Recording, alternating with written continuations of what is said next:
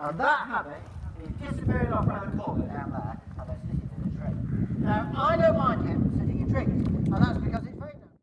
If there were dog people or cat people, I reckon nearly all of them would declare themselves dog people. However, if you had to decide whether or not the birds were cats or dogs, they'd be cats, I think. And so if you keep dogs, and I'm sure many of you do, you'll know that there's two ways of sort of training a dog. The first one is with that positive reward system.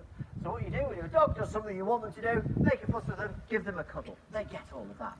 However, because dogs are bred from wolves, and wolves are a social animal with complicated sort of social hierarchies, they are completely aware that someone or something else is going to be in charge of them. So if a wolf in a pack in the wild doesn't behave itself, he's going to get leathered by another wolf. And that means if your dog misbehaves itself, you can hit your dog or shout at it. Please don't hit them too hard, for goodness sake. But if you do, if it comes to it, they are going to understand what is going on. Now, compare that, folks, to a cat.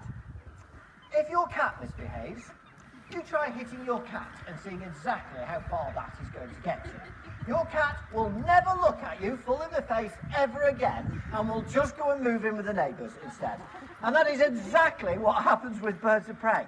I have seen people hit eagles before now. I have to say, it looks so curlingly awful. But the real reason why there's no point doing it is they do have no concept of the idea of punishment at all.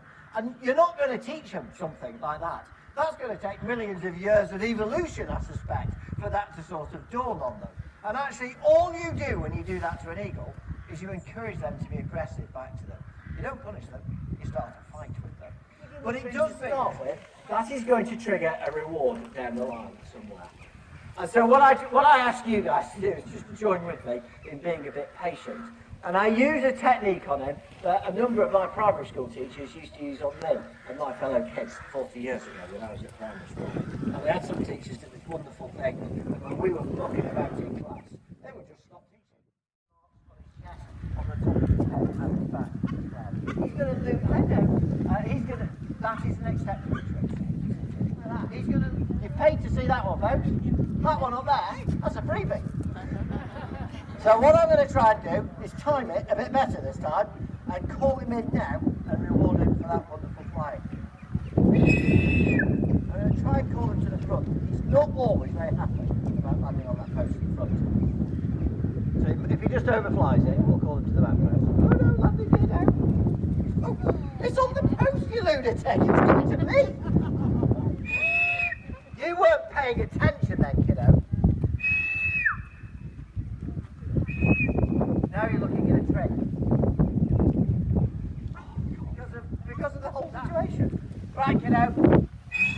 Are we paying attention this time? You see, it was there, you weren't looking. Right, folks, I have to say, I think that was a pretty fantastic flying demonstration from him. We're going to leave it at that with him. I'm going to take him the long way round. He's way too... Don't eat that all in one go. Utterly disgusting. I'm going to take the long way round. He's too nervous to go in the middle. I'm going to hand you back over to Sarah, who's on the way down with the last bit of the demo.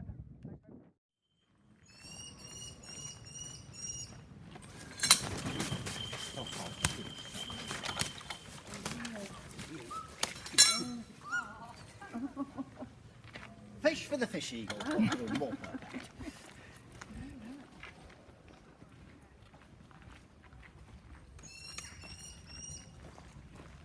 So what you gonna